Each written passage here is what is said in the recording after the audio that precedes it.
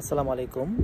আমি ভাবলাম যে এই আলোচনাটা সহযোগিতামূলক হতে পারে এবং মোটিভেশনালও হতে পারে আমাদের জন্য। তা হলো যে কেন আমি মেডিকেল কেসগুলো নিয়ে বেশি ব্যস্ত অথবা সিরিয়াস।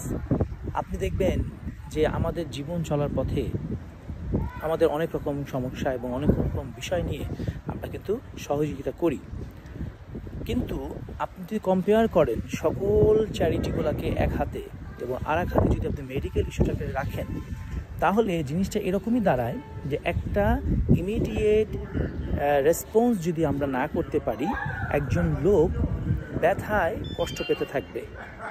একটা ইমিডিয়েট রেসপন্স না করা মানে হচ্ছে যে একজনের চিকিৎসা হচ্ছে না দেখে সে কষ্ট পাচ্ছে। সে ফর এক্সাম্পল আপনার যদি একটা সার্জারি প্রয়োজন হয়, মনে করেন একটা টিউমারের আলোচনা যদি করি, যে টিউমার আপনার যদি অপারেশন না করা হয় তাহলে আপনার ব্যথাটা থেকেই যাচ্ছে।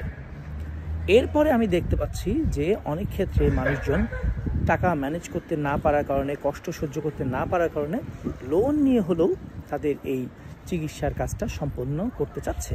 তাহলে কেন আমরা পারবো না এই বিষয়গুলোতে সিরিয়াসভাবে নিতে এবং তার লোন মুক্ত করতে কেন আমরা চেষ্টা করব না? তাই মনে করি এটা একটা নতুন আবিষ্কার আজকে আমার জন্য, যেহেতু আমি অনেকদিন যেহেতু মেডিকেল কেসের সাথে জড়িত।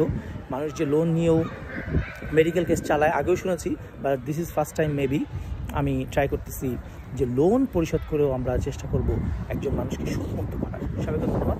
আসসালামু আলাইকুম।